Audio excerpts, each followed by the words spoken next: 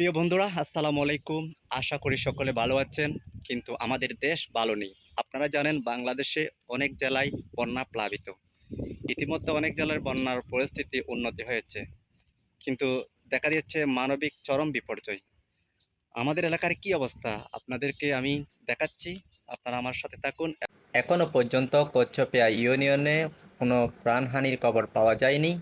তবে গর্জনিয়া ইউনিয়নে আমজাদ হোসেন ও রবিউল ইসলাম নামে দুইজন যুবকের লাশ উদ্ধার করেছে এবং তাদের জানাজা সম্পন্ন হয়েছে।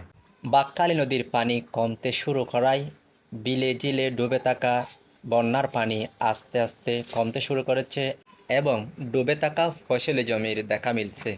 আপনারা চিত্রে যেটা দেখতে পাচ্ছেন সেটা হচ্ছে বেগুন ক্ষেত। ঠিক একদিন আগে এই চিত্র ছিল ভিন্ন রূপে।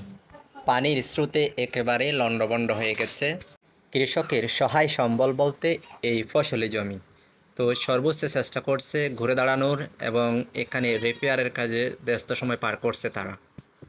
এইবারের বন্যায় নদী ভাঙ্গন চরম রূপ ধারণ করেছে। যেখানে যাওয়া হচ্ছে নদীর ভাঙ্গনের চিহ্ন পরিলক্ষিত হচ্ছে। এতে করে নদীর ভরে যাচ্ছে এবং নদী ভরে গেলে নদীর পানি বিলে জিলে উঠে যাওয়ার সম্ভাবনা বেশি। আমাদের কচ্ছপিয়া ইউনিয়নে এই বন্যাতে রাস্তাঘাটের ব্যাপক ক্ষয়ক্ষতি হয়েছে এবং অনেক স্থাপনা ভেঙে গেছে, ধ্বংস হয়ে গেছে।